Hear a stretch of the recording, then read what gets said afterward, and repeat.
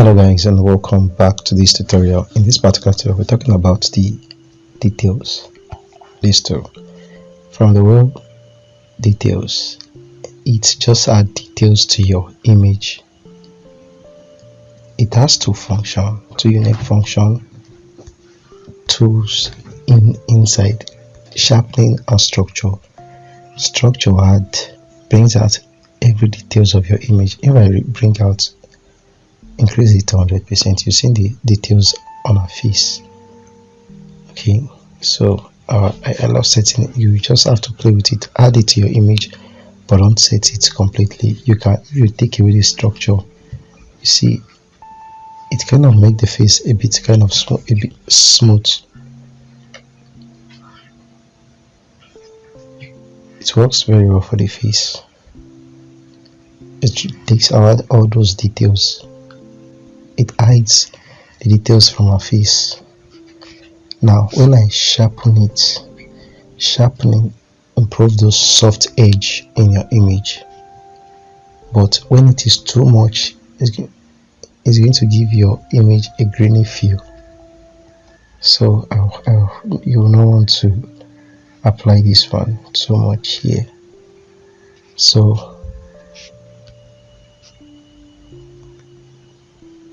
let's see before and after. Well, more or less it's more better when I use an outdoor image to show you the function of. Let me use this one. So I'll be sending you some of these images. You can also practice yourself. I'll just be keeping everything in a particular folder. I don't want to create subfolders. So details, if I look at, let me just zoom out, zoom in out, so zoom in rather. So when I remove the structure, see, just look at look at those rocks, those mountains.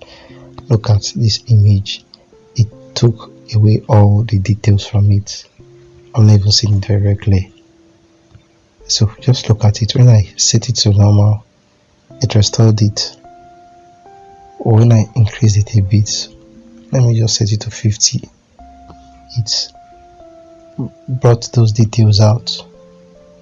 Look at those mountains. But if I increase it to 100, mostly I think it kind of look cool on this image, but most image you don't want to use it because you don't like it. Now for the sharpening, let me just leave this at sharpening. Increases the soft edges in your image. You just bring those soft edges, their details, bring it out, makes them pop up. So if I increase if I sharpen my image,